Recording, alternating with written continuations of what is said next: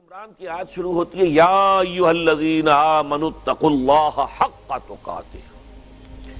اہل ایمان اللہ کا تقوی اختیار کرو جتنا اور جیسا کہ اس کے تقوی کا حق ہے۔ اب یہ چونکہ خطاب ہو رہا تھا صحابہ کرام سے، اور ابھی یوں سمجھیے کہ مدنی دور کا آغاز تھا۔ اکثریت تو مسلمانوں کی وہ تھی کہ جو مکے میں پوری طرح آزمائشوں میں سے نکل کر آئے تھے، بھٹیوں میں سے گزر کر آئے تھے، کندن بن کر آئے تھے۔ ایمان اور یقین ان کے ریشے ریشے میں، ان کے رگ و پے میں سرایت کیے ہوئے تھا، لہذا وہاں تو خطاب ہوا یا ایھا الذین آمنوا، اے اہل ایمان اب یہ کرو، اللہ کا تقوی اختیار کرو، اللہ کی اطاعت اختیار کرو۔ آج چونکہ ہمارا معاملہ یہ ہے کہ بدقسمتی سے ہمارے پاس وہ دلی یقین والا ایمان نہیں ہے۔ ہمارا ایمان ایک موروثی عقیدہ ہے، ہمیں والدین سے مل گیا ہے وراثتاً۔ جیسے کوئی ہندوؤں کے گھر میں پیدا ہوا تو ہندو ہے، وہ انہی باتوں کو مانتا ہے، وہی دیویاں دیوتا جن کو اس کے والدین مانتے تھے۔ کوئی مسلمانوں کے گھر میں پیدا ہو گیا تو مسلمان ہے، اللہ رسول کا نام اسے بچپن ہی سے سکھا دیا جاتا ہے۔ لیکن اس سے زیادہ یقین قلبی والا ایمان الا ماشاءاللہ جسے بھی ہو وہ تو بہت ہی خوش قسمت ہے، بہت ہی خوش بخت انسان ہے جسے یقین قلبی والا ایمان حاصل ہو جائے۔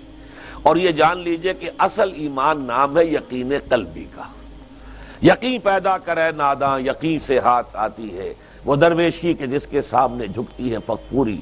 قرآن مجید میں سورہ حجرات میں بھی فرمایا گیا کہ قالت الاعراب آمنا قل لم تؤمنوا ولکن قولوا اسلمنا۔ یہ بدو لوگ اعلان کر رہے ہیں، دعویٰ کر رہے ہیں کہ ہم ایمان لے آئے۔ نبی آپ ان سے کہہ دیجئے تم ایمان ہرگز نہیں لائے ہو، یوں کہو کہ ہم مسلمان ہو گئے ہیں۔ وَلَمَّا يَدْخُلِ الْإِيمَانُ فِي قُلُوبِكُمْ، ابھی تک ایمان تمہارے دلوں میں داخل نہیں ہوا۔ یعنی جب اسلام کو غلبہ حاصل ہو گیا، نبی اکرم صلی اللہ علیہ وسلم اور آپ کے ساتھیوں کو، صحابہ کرام کو عرب میں طاقت کی حیثیت حاصل ہو گئی، تو اب لوگ جو ہیں جوق در جوق، فوج در فوج ایمان میں داخل ہو رہے تھے۔ اذا جاء نصر اللہ والفتح ورأیت الناس يدخلون فی دین اللہ افواجا۔ لیکن یہ جو فوج در فوج آ رہے تھے، ان کے ایمان کی وہ کیفیت نہیں تھی کہ جو ابتدا میں ایمان لائے تھے۔ جو لوگ شروع میں ایمان لائے تھے وہ اپنے گھر بار چھوڑ کر، اپنے باپ کو، ماں کو، بھائیوں کو چھوڑ کر، رشتے کاٹ کر، پھر یہ کہ انہیں پتا تھا کہ جیسے ہی ہم کہیں گے اشہد ان لا الہ الا اللہ واشہد ان محمد رسول اللہ، میں مار پڑنی شروع ہو جائے گی، ہمارے اوپر سختیاں آئیں گی، ہم پر سخت قسم کی پرسیکیوشن ہوگی، تشدد ہوگا۔ لہذا اس وقت تو ایمان وہی لاتا تھا جس کے دل میں یقین پورا پورا پہلے سے پیدا ہو گیا۔ لیکن بعد کے دور میں ظاہر بات ہے کہ اب جیسے طاقت حاصل ہو گئی تو طاقتور کے ساتھ تو سبھی مل جاتے ہیں۔ لہذا ایسے لوگ بھی آ گئے جن کے بارے میں میں نے ابھی آیت آپ کو سنائی، آیت نمبر 14 سورہ الحجرات کی، کہ تم اپنے آپ کو مسلمان تو کہہ سکتے ہو، مومن نہیں کہہ سکتے، اس لیے کہ مومن تو وہ ہوتا ہے جس کے دل میں ایمان کھپ گیا ہو۔ اسی معنی میں کہہ رہا ہوں کہ ہم بھی اگر اپنا جائزہ لیں گے تو ہمیں محسوس ہوگا کہ ہمارے دلوں میں وہ یقین نہیں ہے۔ یقین تو اگر ہو تو ہماری زندگیوں میں انقلاب آ جائے گا۔ پھر تو یہ ہے کہ لوگ ایک دوسرے کو دیکھ کر یوں سمجھیے کہ ان کے ایمان کے اندر اضافہ ہوگا۔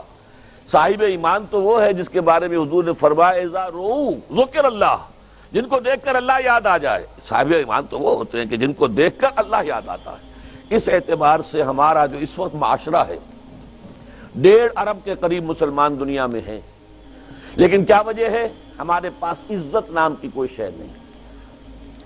حالانکہ اس دنیا میں ہر 5واں انسان مسلمان ہے، اندازہ کیجئے آپ، لیکن کوئی انٹرنیشنل معاملات، بین الاقوامی معاملات میں کوئی ہم سے کوئی رائے لیتا ہے، پوچھتا ہے؟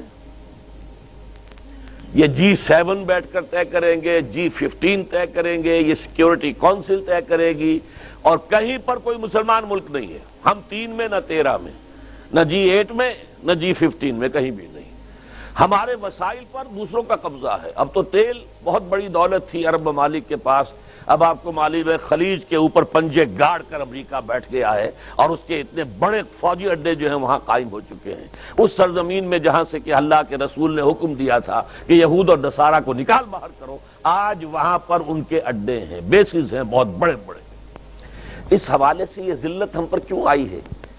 اسی سورہ آل عمران میں اللہ تعالیٰ فرماتا ہے وَلَا تَهِنُوا وَلَا تَحْزَنُوا وَأَنْتُمُ الْأَعْلَوْنَ إِن كُنتُم مُؤْمِنِينَ۔ اے مسلمانوں گھبراؤ نہیں، پریشان نہ ہو، رنجیدہ نہ ہو، اگر تم صاحب ایمان ہوئے تو تم ہی سب سے اونچے ہوگے۔